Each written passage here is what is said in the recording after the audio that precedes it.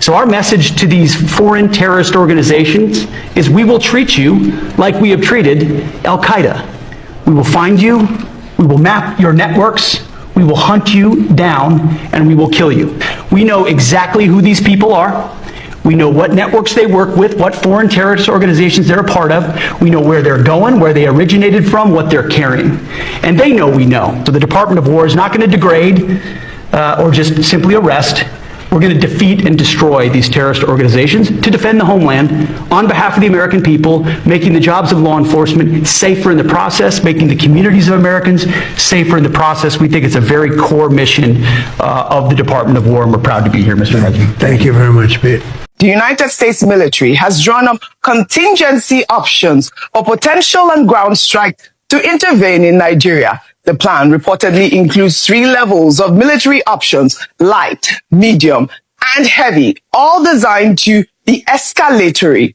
The light option involves partner-enabled operations where the U.S. would assist Nigerian forces in targeting Boko Haram and other militants. The medium option involves drone strikes on militant camps, bases, and convoys. And a heavy option would deploy an aircraft carrier group into the Gulf of Guinea with fighter jets and possibly long-range bombers conducting strikes deep within northern Nigeria. I mean, this revelation that, the Pentagon has actually drawn up strike plans escalates the crisis from rhetoric to potential reality.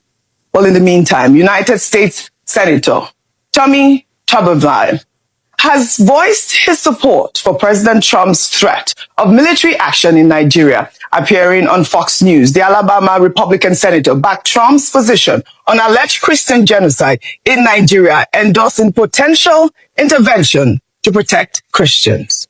Would you support U.S. troops going into Nigeria? Yeah, you bet I would. 62,000 Christians killed in Nigeria, 100,000 killed in Africa, 18,000 churches burned. Now, there's a lot of evidence there, and that's probably an underestimate, John, but we cannot allow this to happen to people that can't defend themselves. It's just absolutely insane.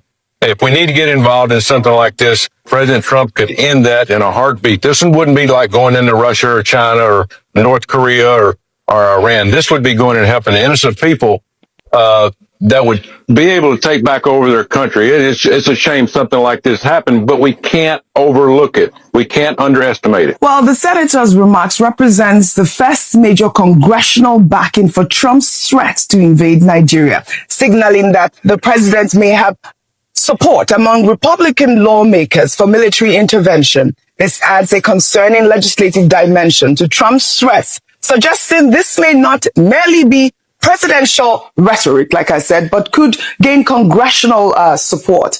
In the meantime, in another development, this is quite reassuring, Ayo. I mean, it's good to see that the presidency and also the president is willing to collaborate at this point, reassuring Nigeria that there is, of course, like he mentioned, the constitutional rights to practice religion freely. But we also have the conversation about the Sharia law and the blasphemy law, which is, almost embedded in the constitution, in the Nigerian constitution. I'd like for you to buttress that part of that also, statement. Section 38 of the Constitution guarantees religious freedom for all Nigerians. And it says that no state, part of it is that no state must have a dominant religious. Nigeria is a secular state in essence. It means that if I'm a Muslim and I live in the north, south, east, south, I should be able to practice my religion without fear or discrimination. If I'm a Christian, as a Christian, I am able to go to any part of the country and practice my religion without fear, discrimination, or enticement or forcing for me to move away to another religion. Now, these are some of the issues that have now come off. And I've talked about it is high time we start to have these uncomfortable conversations, yes. OG. And I believe that this incident, sad incident, gives rise to also correct some things that have not been right.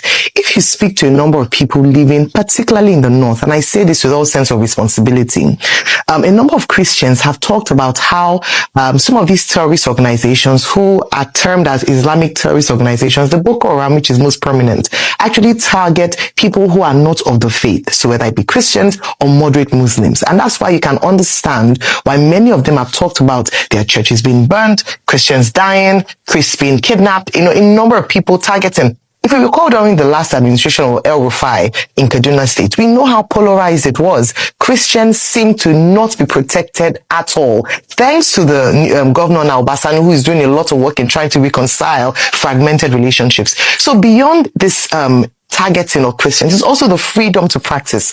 OJ, in some parts of these areas, they say that when churches, the land is owned by the government, the state government. After 100 years, you can apply for it to be renewed. That there's some churches who go to apply, and there are some policies that silently target religious freedom in these areas. We haven't spoken up for these people. Many times we talk about people who on certain days or certain religious festivals. We heard Professor Waro talk about that. We have killings in these areas. What does that mean? It means that people are afraid to actually fully express themselves. When you have a state where Sharia law is in operation, how can a Christian freely practice their religion in that area? These are the things that we need to start talking about so that we don't have this narrative of religious intolerance. Beyond that, we brought up the issue of Deborah Solomon in Sokoto State, Samuel, where people were afraid to speak out or speak up.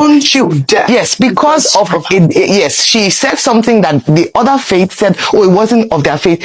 She has freedom of expression. I think what was a bigger travesty was the fact that despite what happened, nobody was apprehended. Till today, even though their faces are in public glare, they were not afraid. They did it brazenly. So there are some parts of the country where your religious freedom is up to a certain limit. Yes. It is curtailed. We have to be honest about this. And I believe that one of the things that this situation will bring to light is the fact that in some sectors of Nigeria, some people do not actually have that constitutionally guaranteed right to religious freedom. We need to talk about that. We need to be honest about that. And by being honest about that is the foundation to solving the problem. And that is a big point. Thank you, Ayo, for highlighting that part of the speech. We're talking about religious persecution here. Christians being killed. That is really the main topic. But Tinubu is saying that we will defeat terrorism, whether internally or with collaboration. And also the fact that the minister's message of calm reflects the Nigerian government's strategy of projecting stability despite sobering realities, while the administration emphasizes being, not in a panic mode and reaffirms constitutional guarantees of religious freedom. Nigeria ranks number 6 on the Global Terrorism Index, just above Somalia and Israel. This is a stark contradiction that undermines reassurances of effective security management. And we're looking at this graph. This disconnect between, official messaging and international assessment exposes the challenges facing the Tinubu administration at the moment. If you can pull up that graph so we can actually see, where we rank in the Global Terrorism Index at this moment. Rufai, I'd like for your thoughts also with the fact that the U.S. is, preparing to put boots on ground. Also, the president's reassurance, and he's, this is the first time we're hearing him speak at the moment. With that data you released, it shows that the government narrative is not working. Nigeria ranks 6 on terrorism index.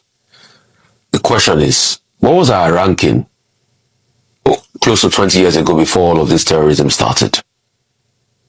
So it shows that in the last over 15 years, government has not done a lot to nip things in the bud. See, Ralph Waldo Emerson said something, that what you do speaks so loud I can't hear what you say. What Nigeria has done as a nation, as regards religion, it speaks so loud that we can't hear what it says. According to the Constitution, there is no state religion. But a government that has subsidized religious travels, under what basis and what guise has it done that?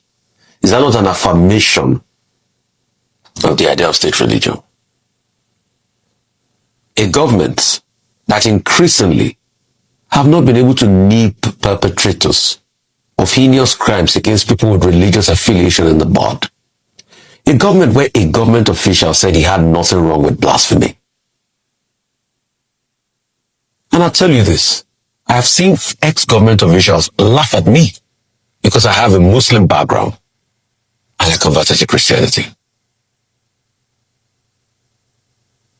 Yes. What's the laugh about? Oh, I don't understand what that means. Why? That I am deluded. Okay. My mother is Christian. Mm-hmm. I went through the religious understanding process as a child, but I'm Christian. All right. And I respect my Muslim background. In fact, I do a lot for a family mosque that's built in our village. Mm. But I've seen government officials laugh at me, an ex-government official, laugh at me when I put out that tweet saying I don't know what I was doing. Right. So you can see that what we do is different. Mm-hmm. And there have been persecution along the lines of religion. Yes. Why am I saying this? I'm saying this because every religion should be able to respect one another in Nigeria. Yeah. And that's one thing we're not doing enough. But the most important point I want to make, the complicity in the security architecture is a big problem. All right. The fact that people are complicit, I think because see, it even makes it difficult for the fighting soldiers to trust each other. Mm-hmm. And that's why we've constantly condemned narratives of people that defend bandits and terrorists. So these are the problems we should look at. We want solutions. This is it. But we need to live in a fair society. Christianity is facing an existential threat in Nigeria. Thousands and thousands of Christians are being killed. Radical Islamists are responsible for this mass slaughter. I am hereby making Nigeria a country of particular concern. That's a legal definition. When the Christians or any such group is slaughtered, like is happening in Nigeria, 3,100 versus 4,476 worldwide. What horrible numbers. Something has to be done. I am asking Congressman Riley Moore, together with Chairman Tom Cole and the House Appropriations Committee, to immediately look into this matter and to report back to me. And I mean, like, immediately. The United States cannot stand by while such atrocities are happening in Nigeria and numerous other countries. It's not only Nigeria, it's all over. We stand ready, willing, and able to save our great Christian population around the world. This is not going to happen. The killing of Christians is not going to happen. That American government should sanction these corrupt politicians, those that have refused to give us free, fair, credible election, those that are orchestrating violence and rigging during election, those that are stealing Nigerian money and housing it abroad, which these foreign governments know, those that are engaging in sponsoring these terrorists, because some people are sponsoring these terrorists. UAE gave us a list one time. Jonathan said he has Boko Haram members in his cabinet. Abacha said if any insecurity lasts more than 24 hours, the government is aware of it. If there is no complicity of people in government, this will not last from 2009. So what I'm saying is that American government has a point. And then Tinubu's incompetence in the way he's handling international relations is even what made this issue worse. Denying it. So if America says Christians are killed, they are saying the truth. The issue of genocide, it depends on who is analyzing it. So you just can't wish it away. Why did I say that? Did you not hear people from Benue saying that some foreign invaders, and I'm talking about the governor of Benue State, Governor Alia, that this massacre of his people are perpetrated by terrorists who are mostly foreign invaders with the aim of sacking the people from their land, eliminating the people from their land in order to take over their land. What does that mean? So Nigeria is a vast country. So if you want to talk about whether there's genocide or not, it depends on who is talking about it. If you go to Plateau, they're shouting the same thing, that they want to kill everybody, sack everybody from their land in order to take over their land. So what is that? Having said that, I agree that American government should sanction these corrupt politicians, those that have refused to give us free, fair, credible election, those that are orchestrating violence and rigging during election, those that are stealing Nigerian money and housing it abroad, which these foreign governments know, those that are engaging in sponsoring these terrorists, because some people are sponsoring these terrorists. UAE gave us a list one time. Jonathan said he has Boko Haram members in his cabinet. Abacha said if any insecurity lasts more than 24 hours, the government is aware of it. If there is no complicity of people in government, this will not last from 2009. So what I'm saying is that American government has a point. And then Tinubu's incompetence in the way he's handling international relations is even what made this issue worse. The last time I granted an interview to you people, I pleaded with President Bola Tinubu. I said, please, sir, be careful the way you deal with Donald Trump. You can't wish him away. Even in your village, if you have the strongest man and he happens to be behaving in a funny way, you are still needed to use wisdom to know how to deal with him. I pleaded with him. And look at Donald Trump fired the first tweet designating Nigeria as a country of particular concern. And then Tinubu fired his own tweet. No, you don't do that with Donald Trump. Not that you're scared of him, no. But you have to check the psychology of a particular leader and evolve diplomatic and wise way to follow him. My master's is on international law and diplomacy. And I can always tell you that Tinubu, when you people asked me the last time, what is my rating of the international relations of Nigeria on that thing, I say is a disaster. You are now seeing what I saw. How can you, more than 200 million persons have been pleading with you, President Bola Tinubu, appoint qualified ambassadors to represent Nigeria, especially in these major countries? No. You want to do only the things you want. And you know, because of the condition of your body and mind, at times you do not take reasonable decision. Daniel Bwala, when his brain was still working, because he was the one who said if you enter APC, your brain stops working. When his brain was still working, he described Tinubu's government as a government that has audacity of hypocrisy and hypocrisy of competence. Meaning Tinubu has the audacity to take decisions, but he ends up taking hypocritical decisions, meaning wrong decisions. Meaning that when Tinubu is purporting to be competent, there is no competence in it, it's simply hypocritical. This is the exact word of Daniel Bwala when Tinubu decided to choose a fellow Muslim to become his vice president. Now, we are paying for it. Tinubu fired the tweet back to Donald Trump. And I laughed because I knew what was going to come after. When Donald Trump now fired his own threats, threatening the use of force if need be, what did Tinubu do? No, let Tinubu fire back, so that it will be fire for fire. When Donald Trump did the first one, if we had a beautiful ambassador, a wonderful, intelligent ambassador, he would have gone through the back door, not coming to fire back, to explain the situation of Nigeria to America and urging America that we need the help of everybody, including America. Then he fire back. No, Nigeria is not, like I said, shamelessly, with respect, admitting that you have security problems, but everybody is being killed. What a defense. In law, there's what we call general traverse and specific traverse. They will tell you have to specifically traverse every armament that is made against you. Let me give you an example.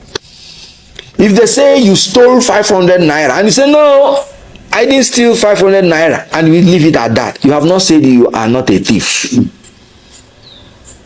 Because you have not said that you did not steal 400 naira. So you have to say, no, I did not steal 500 naira, and I have not stolen any money at all. Can Nigeria specifically traverse the allegation that Christians are being killed? No, they cannot. They are saying everybody is killed. But the real traverse in law that would have exculpated you is saying, no Christians is being killed. Nobody is being killed at all. No, we can't say that. So the issue here is that incompetence of Tinubu. Now the whole Nigeria was begging Tinubu, appoint ambassadors. He refused. A tweet by a foreign president is making him now to consider, watch, within 1 week or so, he will appoint the ambassadors. Telling you that this is a man that is reactionary, has nothing to offer Nigerians except hypocritical leadership style. According to Daniel Buwala, he said audacity of hypocrisy and hypocrisy of competence. So when Tinubu purports to be competent, we are seeing the result of his incompetence every day. Right from when he was the chairman of ECOWAS, how ECOWAS became fractured. You now have Association of Sahel region countries. Now when he became the chairman of ECOWAS, he threatened to remove the government of another country within 7 days. Now another country is threatening your own country, so that you will understand how incompetent and unwise for you to threaten another country. Now even Chad is closing our border. What is the extent that we can take from the incompetence of a Tinubu and APC government? So what is happening with America designating us and the way it is being handled is crash. I mean, it is complete display of incompetence of a government and hypocrisy. A government that told you that in August they had made all the revenues that they projected to make within a year, cannot appoint ambassadors, cannot pay them. So Nigeria is now left in the hands of competent leaders. Let Tinubu use cotton wool and close the mouth of all those his purported spokespersons before they talk us into trouble. They don't know nothing. They don't know what they are doing. And let Tinubu stop responding so that people of me, we have men in this country, anyone you want, so that they can respond for us. So what happened is that there is an insecurity problem in Nigeria, which Nigeria should work hard to eliminate completely. You do it through catching the sponsors of, can you imagine, about 15,000 persons have died in one way or the other from terrorist attacks since Tinubu came to power in 2023. Is that not a massacre? 15,000. They should try to get these sponsors, expose them, stop them, whoever they are. Then they should stop playing politics. Can't you see the hand of karma in what is happening? Buhari and Tinubu, they led a delegate to America to report insecurity of Nigeria to America during the Jonathan's regime. Can't you see karma? And now they are screaming, opposition. Opposition what? Opposition power on there. Opposition. How about from all you now, they should try to increase the morale of the fighting force, increase the boots on ground. A country where the government is awarding one contract for 15 trillion naira, where his family has interest. If that 15 trillion naira had been put into security because of the dire need of it, we will be out of this security. Now, since Tinubu came in, I have been begging, let state police be approved. The governor of Zamfara, vowed with the Quran, 2 months he will wipe out insecurity, that he knows where all these people are. And Governor Soludo is actually proving it to be correct with ordinary vigilante. He has destroyed about 60 camps of insecurity, and insecurity in Anambra State, whether I like it or not, has been eliminated to a reasonable extent. Tinubu cannot let him hear this advice. Let him support the creation of state police like yesterday. Because we will talk our own. The opposition will even, because we don't play policy with security, we will even give our own recommendation. Yet this government will not implement it. And they will open their mouth. Opposition. Please. All right. From all you said, obviously you are not satisfied with government's response to what Donald Trump has said. Of course, Anambra State Governor downplayed it, and the FCT Minister has described it as the action of opposition parties. They are the ones hyping this over this Christian genocide. What's your take on that? If Soludo is playing down the death of 15,000 persons from 2023, why did he play up the security challenges in his own state? Why did he have to equip a new fighting force to fight insecurity? He was just playing politics. Anybody who plays down on the death of even one person would report to God. If Soludo himself had been killed, would he be governor? And for saying opposition, dumb, that's a dumb reasoning. You know, when people say, this insecurity did not start with Tinubu, that's an annoying submission, very annoying. Because the reason he contested to be president is to be able to stop it, and he promised he will stop it. If he didn't start with you, and you can't handle it, what was your business coming to contest to be president? We were not looking for a pope, we were not looking for a pastor, we were not looking for an imam. We were looking for a leader who will give us security and welfare. And he said, we danced for it, we begged for it, and nobody should pity us because we said we would do it. So let him do it. I don't like to hear all these dumb excuses. Security has been on since what? So if you can't handle it, why did you contest to be president and commander-in-chief of the armed forces? Armed forces, all the armed forces are in your command. You can't handle it, resign. Let another person that can handle it come in.